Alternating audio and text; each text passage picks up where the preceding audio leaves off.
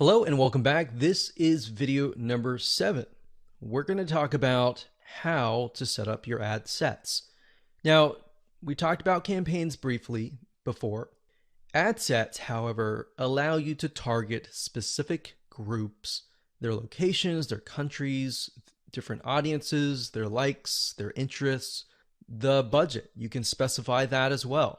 So when you create different ad sets, you want to make sure that you create a different ad set for a different location.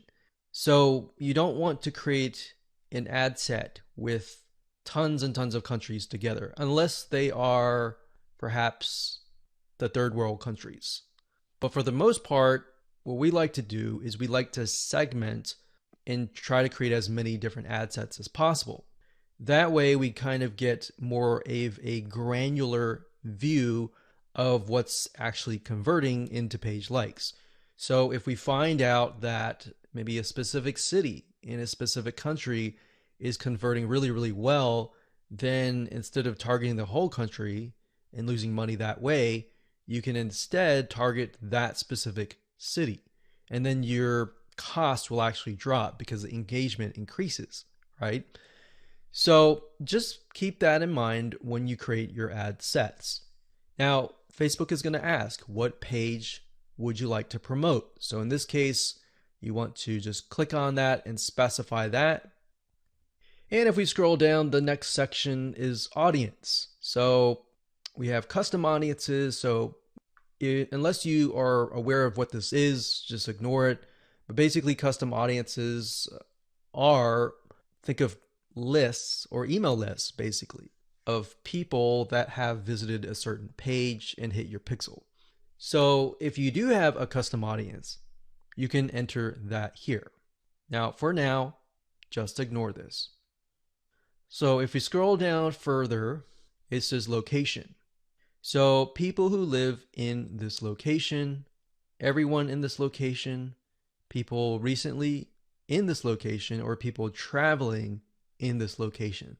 So that gives you a better idea of who to target. So if your product or service relates more to these, you may want to choose those.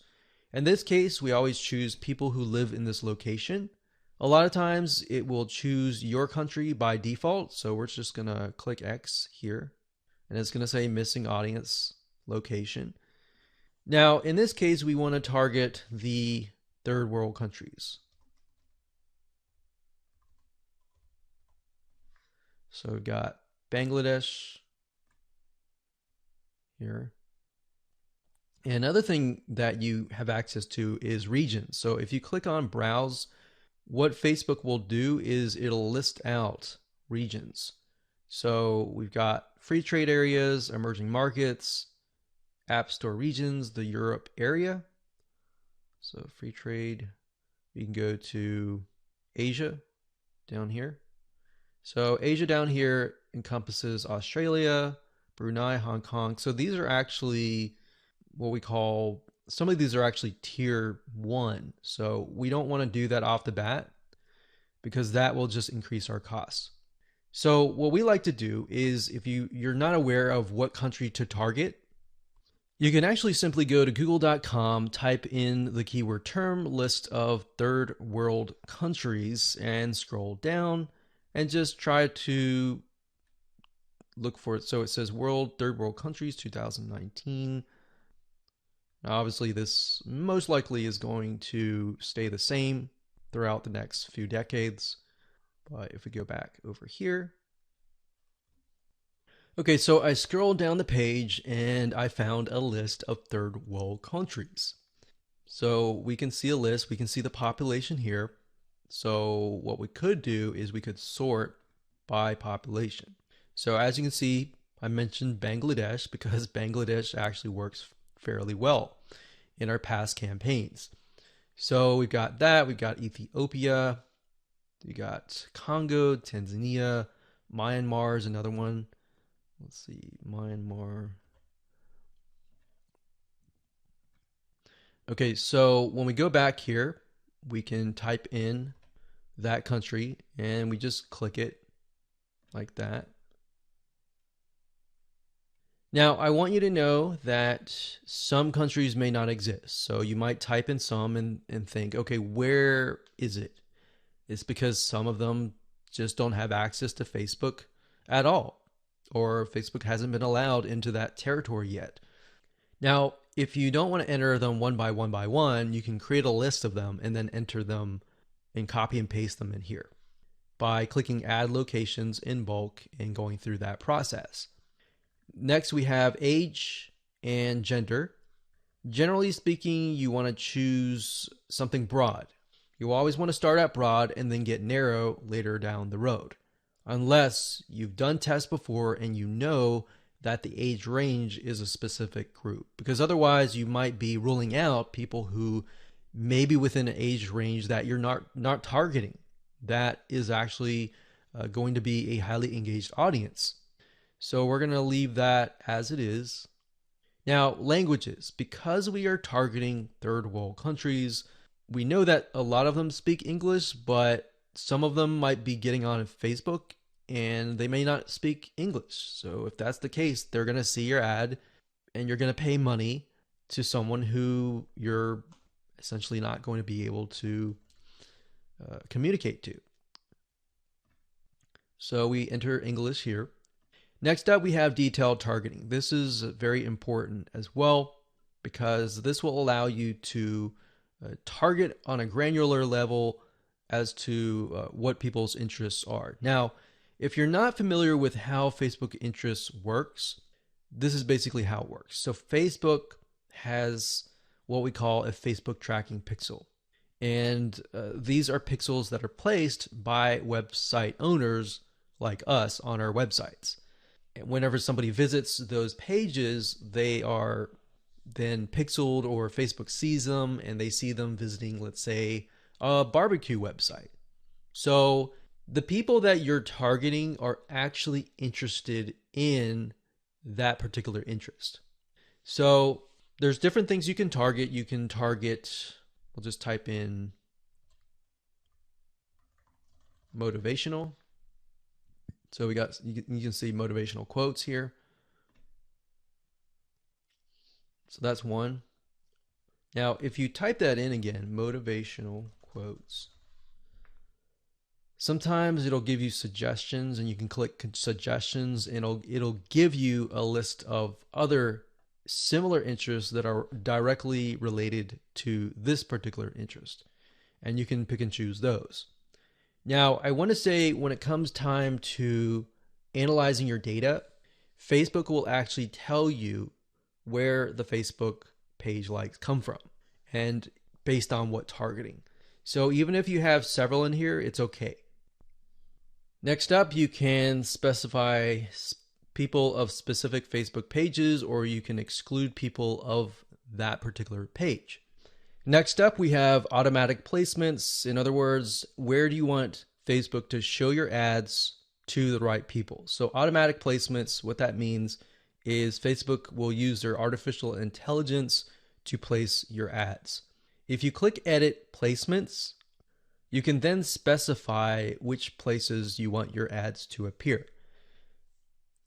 So you can do all devices, which is highly recommended if you're starting out and you don't know just yet. It's better to start general than more specific, because if you start specific, you can't go backwards. It's kind of like taking an image and then making it small and cropping it and decreasing the size and just trying to get back to the bigger size. It doesn't work that way. So you got to start general and then move to specific. So just to keep things simplistic, we usually choose automatic placements because we're utilizing Facebook's extremely smart artificial intelligence. Okay, so we got optimization and spending controls. Usually just keep everything by default and click continue. And that's it. So that's all there is in terms of setting up an ad set. Now we can create an ad, which is the images, the content that you want to essentially put against each other and figure out what is actually converting. All right, we'll see you in that. Hello and welcome back. This is video number 8, and we're going to talk about how to create an ad. So if you've reached this far, just want to say congratulations, you're almost done. All you need to do is get the images that we discussed earlier and upload them here. Now, because our strategy is to get both social proof, the page likes, and the engagement, which is getting people to interact with your Facebook fan page, not just the likes, because when somebody comes to your page, the likes are the initial attraction, and then seeing people actually interacting with your fan page is the next step. So to do that, what you need to do is when you go to the ad, you can either create a new ad and insert images here, or you can use an existing post.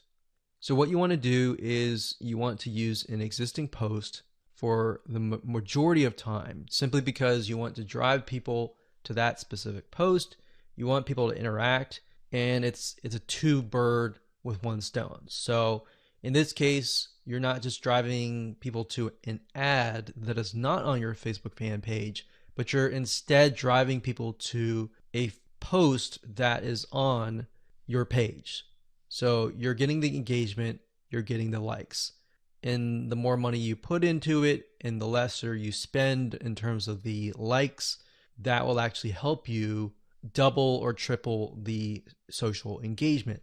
Now, you can also create an ad just to test different images as well separately from your post by simply adding the images here, and then down here, adding the text and adding the links. Now, remember, because we are simply sending people to images with quotes on them, the text that you might want to add is something like this, like, hey, if you like a specific hobby, then our community is filled with people just like you, and you're welcome to join. So something of that nature, non-threatening, non-direct. It builds a little bit curiosity and gets them to like. That's the goal, is not to include too much information, but just enough to get people to come, interact, and like your page. Now, what's nice about Facebook is when you enter a bunch of ads. So let's say we enter 5 different images or 4 different images. So we can test 2 to 2 against each other. If we got 4 images, 4 text, 4 links, what Facebook will do is it'll actually rotate them. So essentially you don't want to have too many, because in order to really test them, you're going to need to push a lot of money inside. So what you might want to start out with is 4 images or 2 images or 4, between that range, 2 to 4, 2, 3, 4. And then maybe a couple text, 1 or 2 texts, and then maybe 2 different links. And then let Facebook's artificial intelligence test things out and actually figure out which is actually converting, and then go from there. Once you figured out what is converting, let's say out of the different ads of 4 different images, let's say you got 1, 2, 3, 4, and then 2 of them are doing really well, but then 2 of them are costing $1 a like. In those other 2 cases, if you're getting enough traction from the other 2, you should go ahead and pause those just to see what happens.